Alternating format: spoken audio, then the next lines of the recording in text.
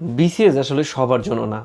বাংলাদেশে যে কয়টি পরীক্ষা রয়েছে, সেটা অ্যাডমিশন টেস্ট হোক এবং চাকরি পাওয়ার জন্য পরীক্ষা হোক, তার মধ্যে সবচেয়ে বেশি কম্পিটিটিভ এক্সাম হচ্ছে বিসিএস এক্সাম।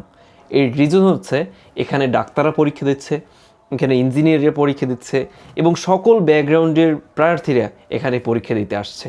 এছাড়াও যারা অলরেডি অনেক ফিল্ডে নবম দশম গ্রেডে চাকরি করছেন, তারাও কিন্তু বিসিএস দিতে আসেন। তাই আপনি যদি এই চাকরিটা পেতে চান, তাহলে কিন্তু আপনাকে সেই লেভেলের প্রার্থী হতে হবে।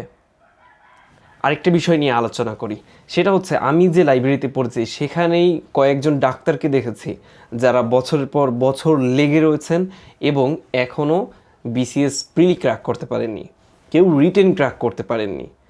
তো আপনাকে অবশ্যই এই ফিল্ডে জেনে আসতে হবে যে আমার এনাফ ক্যাপাবিলিটি আছে এদের সাথে লড়াই করার।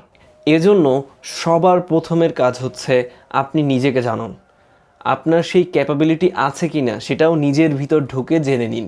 আমি গতকালকে যে বাড়িতে গিয়েছিলাম, বাড়িতে যাওয়ার পরে আমার ম্যাপটা দেখেছি, বাংলাদেশের ম্যাপ। সেই বাংলাদেশের ম্যাপে দেখি উপরে উত্তর লেখা, নিচে দক্ষিণ লেখা। দ্যাট মিন্স আমি যখন প্রিপারেশন শুরু করেছি তখন বাংলাদেশের কোন দিক উত্তর, কোন দিক দক্ষিণ, কোন দিক পূর্ব, কোন দিক পশ্চিম সেটাও ভালো মতো জানতাম না। কিন্তু লম্বা একটা প্রিপারেশনের ফলে আমি কিন্তু সব জেনেছি এবং আলটিমেটলি ক্যাডার হতে পেরেছি। তো আপনারাও হয়তো হতে পারবেন যদি এনাফ সময় দেন আর আমার মতো সেই এনার্জিটা নিয়ে আসেন। আমি কিন্তু ক্যাডার হয়েছি ট্যালেন্টের জোরে না, আমি ক্যাডার হয়েছি আমি অনেক বেশি সময় এই ফিল্ডে দিয়েছি, আমি লেগে থেকেছি। একটা সময় অন্ধের মতো বিশ্বাস করতাম যে আমাকে ক্যাডার হতেই হবে। পরবর্তীতে যখন অনেক বেশি ধাক্কা খেয়েছি তখন অন্য অন্য চাকরির পরীক্ষাগুলোও এক্সপ্লোর করেছি। তাই আপনারা এখানে আসার আগে ঠিকমতো নিজেকে জানেন এবং আনসার্টিনিটি নিয়ে খেলা করার আগে অন্য অপশনগুলো নিয়েও ভাবনা চিন্তা করবেন। যেহেতু এটা সবচেয়ে বড় কম্পিটিটিভ এক্সাম, তাই আপনাকেও সেইভাবে তৈরি হয়ে আসতে হবে। আর আপনি যদি নিজেকে এই লেভেলটা কোর্স করাতেই পারেন, তাহলে কিন্তু আপনি সেই টপ 1% স্টুডেন্টের মধ্যে ঢুকতে পারবেন এবং যারা বাংলাদেশের সব কিছু সম্পর্কেই টুকটাক ধারণা রাখে। এটা আমি প্রমাণ পেয়েছি যখন আমার শিক্ষকের সাথে আমি ট্যুরে গিয়েছিলাম। তিনি একটা বিশ্ববিদ্যালয়ের প্রফেসর এবং তার সাথে যখন আমি কথা বলেছি, আড্ডা দিয়েছি, তখন কিন্তু আমার মনে হয়নি আমি তার থেকে কোনো অংশে বাংলাদেশ সম্পর্কে কম জানি।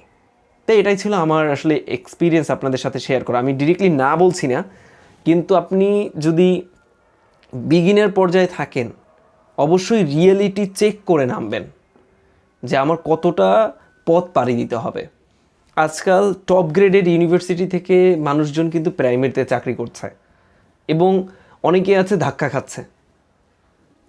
আপনাদের সাথে সেটা না হোক, যেটাই করবেন ভেবে চিন্তে করবেন। আরেকটি বিষয়, যদি আপনি রিটেন পরীক্ষায় খারাপ হন, যে আপনি লিখতে পারেন না বেশি, আপনার ওই ক্রিয়েটিভিটিটা কম, সেক্ষেত্রে আপনাকে অবশ্যই চেষ্টা করতে হবে এমসিকিউ বেসড যে পরীক্ষাগুলো হয় সেখানে ভালো করার। আপনি লিখতে ভালো না হলে আপনি অবশ্যই এমসিকিউর দিকে চলে যান এবং একটা চাকরি ম্যানেজ করেন। যেমন এই যে প্রাইমারি পরীক্ষা আসছে, প্রধান শিক্ষক আসছে, এগুলো মূলত এমসিকিউ দিয়ে হয়ে যাবে। এবং আপনি যদি রিটেনে স্ট্রং হন তাহলে আপনাকে পিলিটাকে ভালো করতেই হবে, যেন আপনি পিলি কোনোভাবে টিকে গেলেই ওখানে চাকরিটা পেয়ে যান। আপনাদের সকলের জন্য শুভকামনা। এই জার্নিটা অনেক কষ্টের, অনেক স্ট্রাগলের, অনেক অনেক আনসার্টিনিটি আপনার জীবনে আসবে। আপনার নিজেদের জীবন, নিজেদের পরিবার সব কিছুকে অ্যানালাইসিস করেই পদক্ষেপটা নিয়েন।